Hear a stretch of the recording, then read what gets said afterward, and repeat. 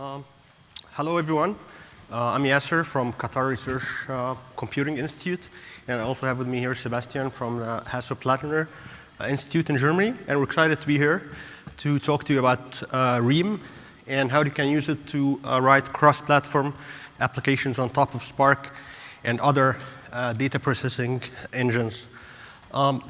Before we go into the motivation of the talk, let me first start by quickly reviewing the current Spark stack. So basically, you just have the Spark core execution engine, which sits on top of this, all different storage engines. And on top of that, you have what we call the extension modules or libraries for Spark, GraphX, MLlib, Spark Streaming, and Spark SQL. And for the purpose of this talk, also, we abstracted the basic Spark RDD API as yet another extension module from the point of view of the application. Now, in a simple word, this is what a set of simple applications on top of Spark would look like. So basically, you just have a single each single application of them just using one single module. Oftentimes, of course, in the real world, this is not the case. Normally, you have a complex application which uses two or more of these extension modules of Spark. And let me just stop here for a moment and point out what's the problem with this current architecture. So the first thing is that the developer has to be obviously aware to learn all these different APIs of Spark modules.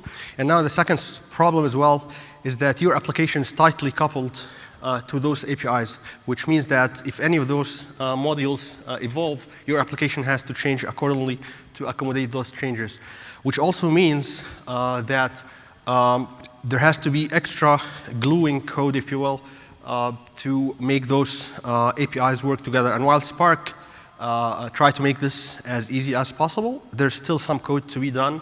For example, if you have an application that uses both Spark RDD and Spark SQL, you would often have to do some conversions to move back and forth between the RDD and the data frame APIs. Another problem with this particular architecture, let's consider that you just have a machine learning application, just a basic MapReduce job with a very large data set. So it makes sense to run this on top of Spark RDD. I mean, this is what Spark was designed for. However, let's consider that you want to run the same exact application with just a very small data set. Why would you going to go through the whole Spark stack? Why can't you just run the same exact job of using Java streams, right? For performance reasons, or maybe just simply because you don't have Spark installed in your local machine and you just want to verify that your application works. With this current architecture, you have to change your application, obviously, to rewrite it to use Java streams properly. And this is where Ream fits in. Now, let me be perfectly clear by stating what Ream is not. Ream is not yet another data processing engine. It's not a replacement to Spark. You can think of it as a middleware or an abstraction layer that sits on top of Spark and other data processing platforms, between these platforms and your application, right? And this abstraction layer allows you to solve those two problems that we mentioned earlier. So the first thing, for example, in the first example, if you have a complex application that uses several modules of Spark, it's up to Ream to decide which of these modules to use and how to do all the gluing code, if you will, between them. And for the second use case that we presented, you have a machine learning job for a big data set. Ream will choose Spark to execute the job. However, if you have a small data set, we'll just go ahead and, for the same code base, execute this particular code on Java streams. So generally speaking, we do need to go beyond the single platform, and this is just one of the use cases for doing so.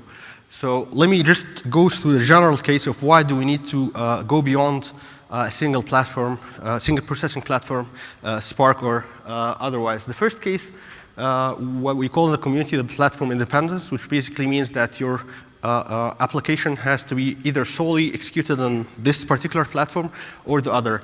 And let's go through a specific, concrete example here. This is one of the TPCH tables. So this experiment is run using one of the TPCH data set, which is stored on HDFS. And this is just a simple sum on one of the TPCH tables, right? So it makes sense for large data set as I said before, to run this particular query on Spark, and for small data set, to run it on Java Streams. And if you don't believe me, let's check out the results actually. So basically here we have like the x-axis, we just have the scale factor. So a scale factor of 1 in the TPCH, it maps to just 1 gigabyte. So up to scale factor of 100. And then the y-axis is just the execution time in seconds, right? And thanks to Ream, it knows that for small data sets, we'll just go ahead and execute this query on Java. And for large data set, we'll go ahead and execute it in Spark. And you can see that for a small scale factor of 1, this is almost like a quarter of the execution time. And for large data set, of course, it makes sense to run this on Spark, outperforms, of course, Java Streams. And one might say, okay, so but who cares about small data sets, right? We're talking about like big data. So we just saved a few seconds. So what's the big deal, right? So the big deal is that in this, if we consider the second case, which we call in the community the opportune multi-platform execution, is that you might have cases like the stochastic gradient descent algorithm, which is a standard machine learning algorithm, right? Where your plan looks like this, right? So you basically have here, you just read the data points, you do a transformation, and then sampling, and then you compute, update, and then you keep repeating the loop till conversions. Now, the specific plan of this algorithm actually kind of needs both platforms to work together. Why? Because after the sample operator, the output of the sample operator is going to be a small or a subset of the data set, right? So, which means that it's going to be only a very small set of data points, which means that the consequent operators, if we manage to execute them on Java Streams, like in the previous examples, we're going to get better results. However, since this is repeated thousands and probably tens of thousands of times, it's not just going to be a matter of saving a few seconds, right? So the results actually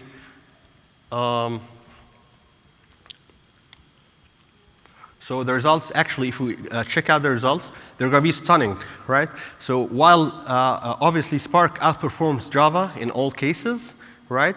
You can see here that for all sample sizes, Ream, which mixes the two platforms together, Java Streams and Spark, is orders and orders of magnitude better. Again, why? Because for small data set sizes, that is that's the output of Spark, of the sample operator. Those operators, compute and update, are executed on Java Streams. And you can see the difference in execution times between the three different cases, executing solely on Java, solely in Spark, and mixing both platforms together using Ream. The third use case in why we need to go beyond the single platform is what we call the polystore. So basically, in this case, your data natively resides across different storage engines, right? So Postgres, local file system, and HDFS. And again, let's consider a concrete example. This is one of the standard TPCH query number 5, which basically joins a set of 6 different tables, all stored in different storage engines.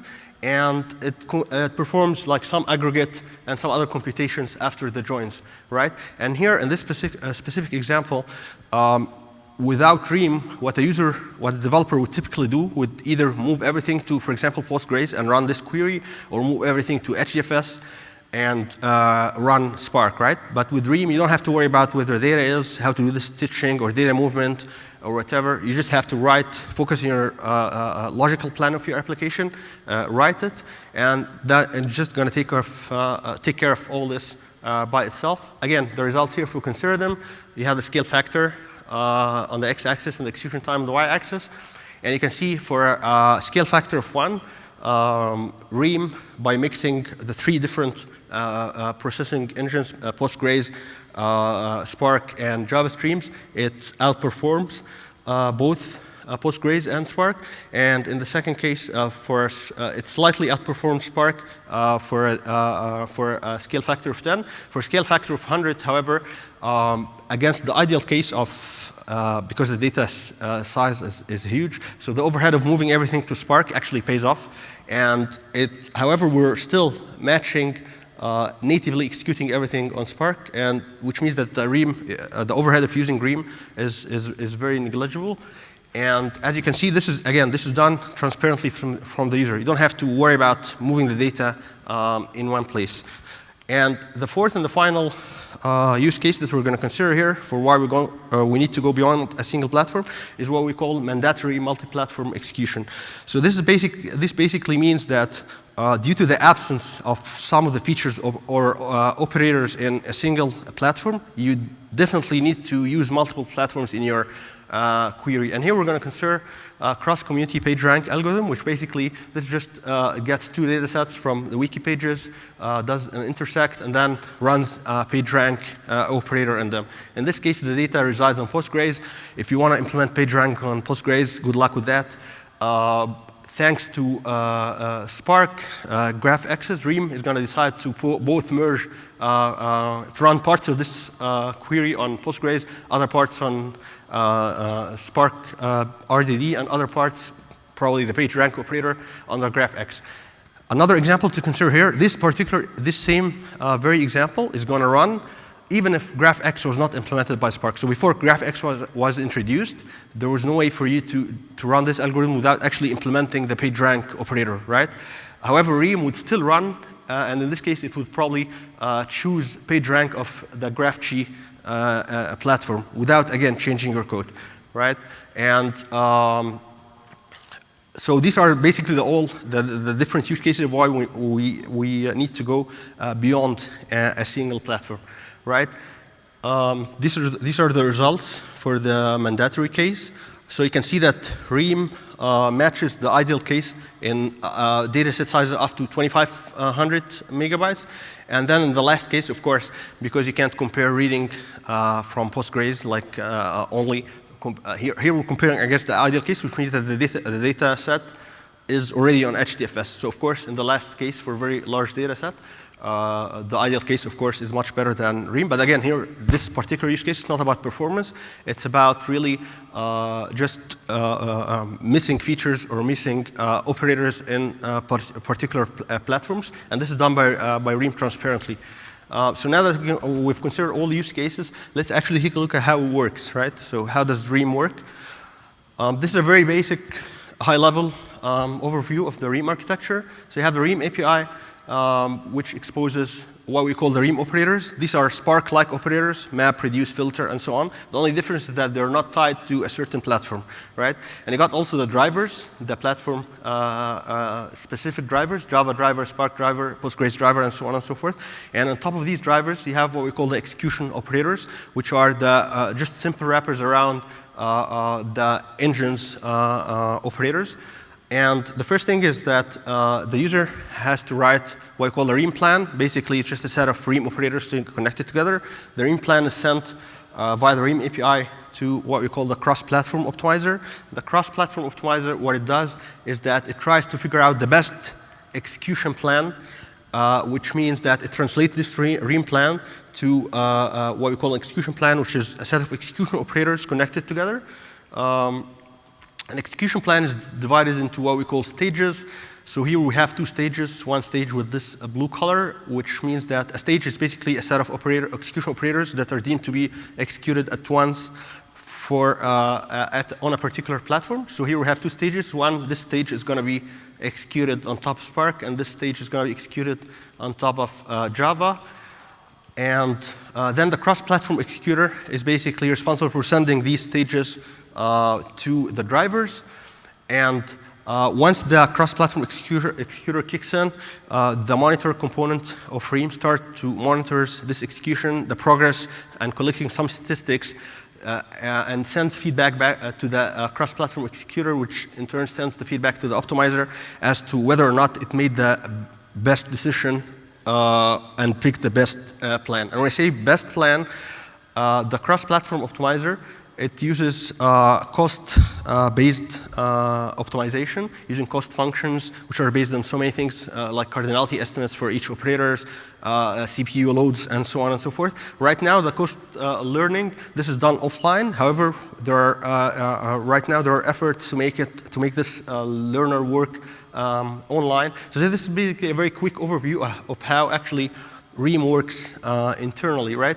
So let me go through what Ream currently provides. First, what we mentioned earlier is what we call the cross-platform optimization, or the fine-grained selection of the platform. Again, we're going to go with a real example. This is one of the projects that we've been working on with one of the very big airlines. Basically, we're solving what we call the cargo prediction problem, trying to predict it's kind of like the overbooking problem for passenger flights, but we're doing this for cargo. And basically, we have just considered this experiment to see how good did we do actually for the prediction. So here, for this plan, we just get the real and predicted weights from the analytic table. And then we just calculate the mean square error. And then we just group by airline output the results, right? And this is what the corresponding Ream plan would look like in terms of Ream operators. So we have a table source which reads from, in this case, the data was on Postgres. And then it will do a filter, map, group by, and then collect. This will be translated to the best possible execution plan as deemed by Ream, the fastest one. In this case, Ream decided to execute the first two operators, basically the reading the table source and the filter, which is decided to do the first thing, the first two operators on Postgres, which means that the filter is going to be translated to a simple workflows. And the three other operators are going to be executed in a separate stage on Spark in this particular case, right? So we have stage 1 Postgres, stage 2 on Sparks, right? So another cool feature of Ream is what we call the automatic data movement, right? So here, because we read and execute on different platforms, you often have to worry about, okay, so how does the data move from Postgres to Spark RDD or vice versa? So, and this is done automatically by Ream through what we call the communication channels. So between all the operators, we have what we call a communication channels. So for each, within a single stage, we have internal channels. So this is, for example, a SQL channel, and this is just what we call RDD channel. So between those two stages, how we're going to translate the data, move the data from like one channel of a specific platform to a different one.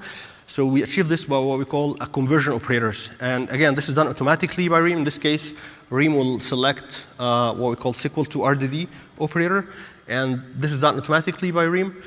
So the data movement and stitching is transparent for the user. This also works pretty well when you have the polystore case like the one we described earlier, where we have like the data resides in different data storage engines.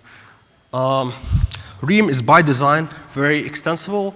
When we first started Ream, we only started implementing it on top of Spark and Java streams. Then later on, we added Postgres, GraphG, and we have plans to add Hadoop. It's very simple to add a new platform, and it's also very simple to add new Ream operators, right? So when you have, oftentimes when you add a new platform, that means that you have to implement a few execution operators on top of Ream, which map to the Ream operators. This mapping between an execution operator and a Ream operator doesn't have to be a one-to-one mapping.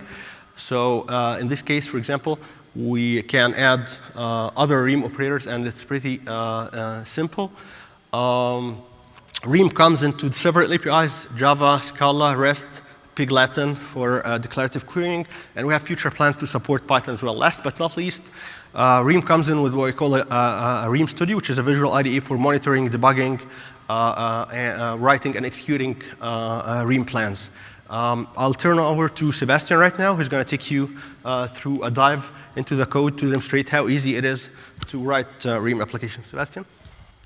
All right, so thank you very much, Yasser. So the purpose of this demo basically is to show you the API of Ream, and also gives you an idea of how the system functions.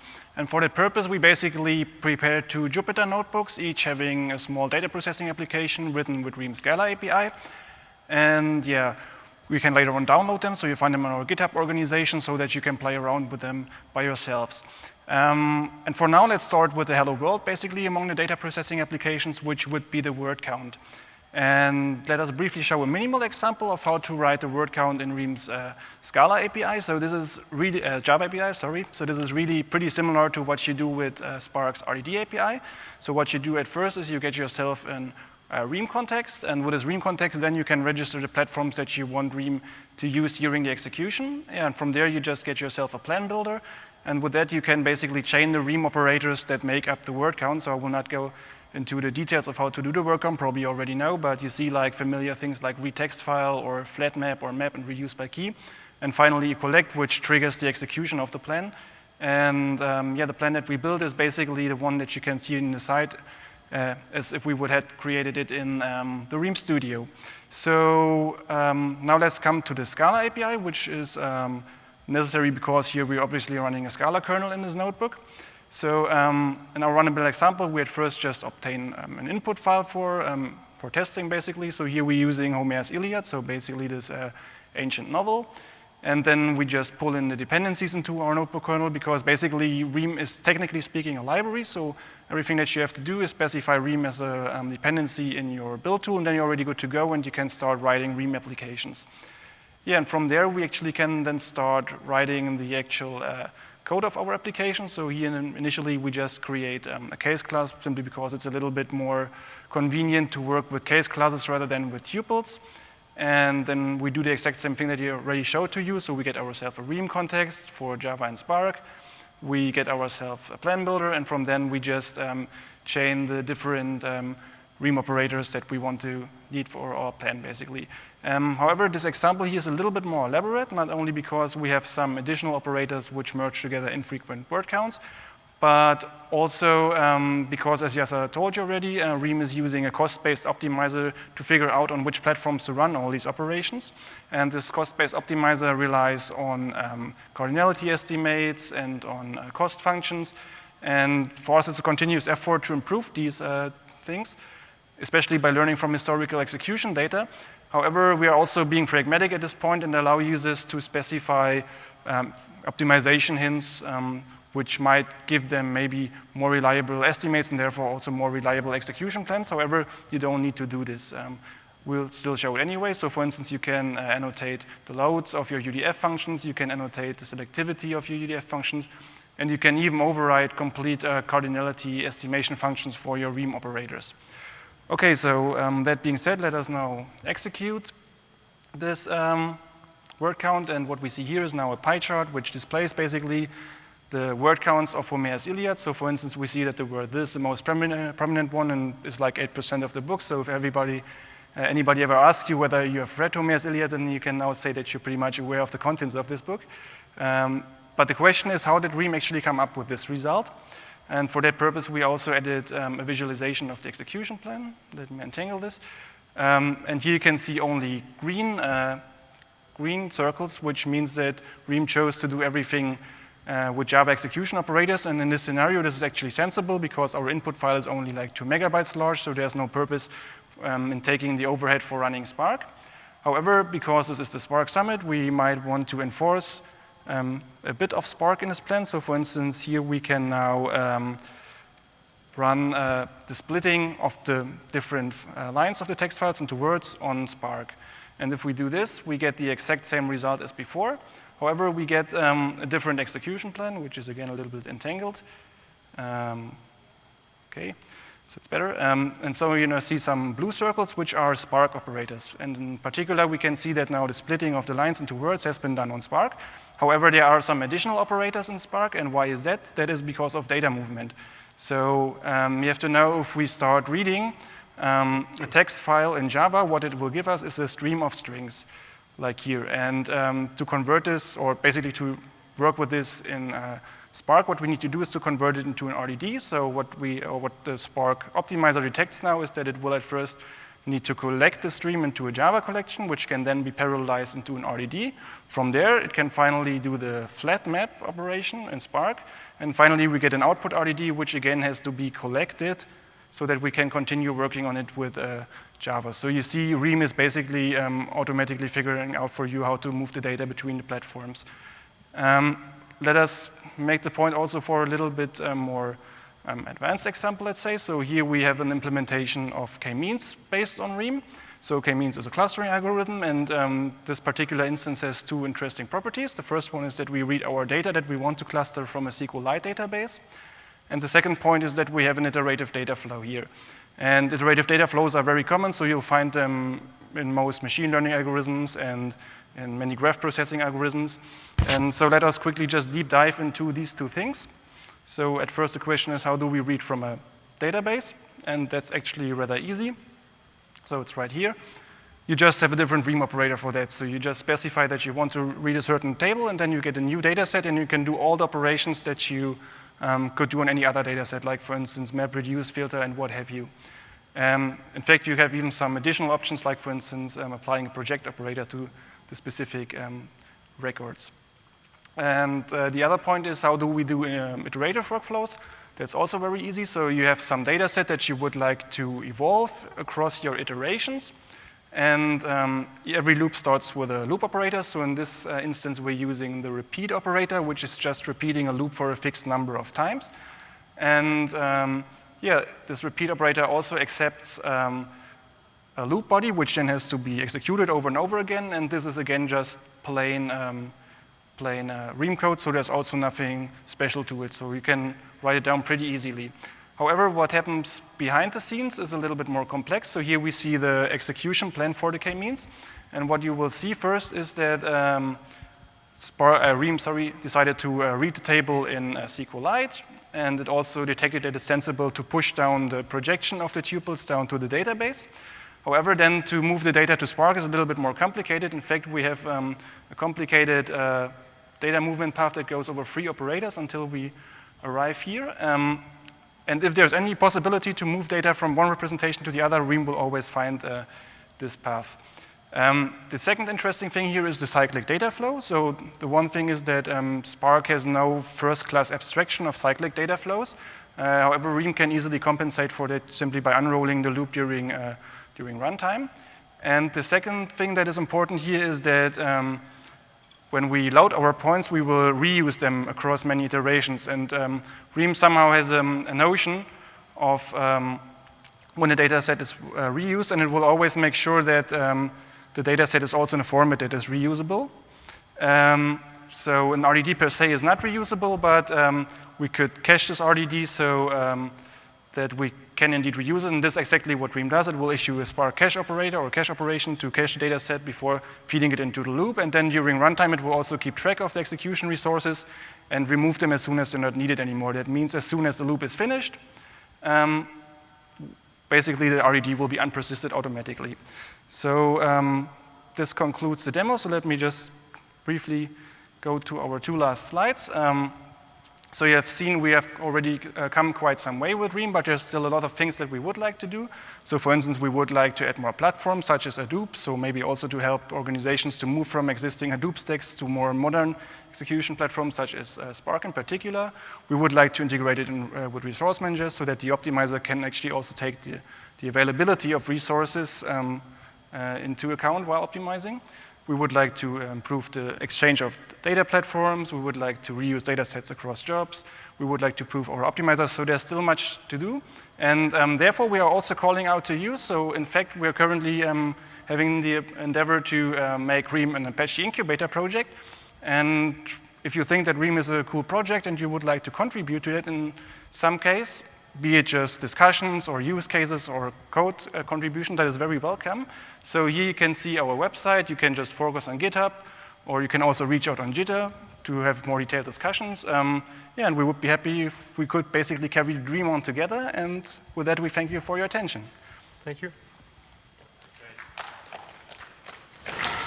So Q&A. One quick question. Yeah. How do you estimate which operator to pick, like based on the data, or like let's say data is not known if it is a Spark streaming kind of input?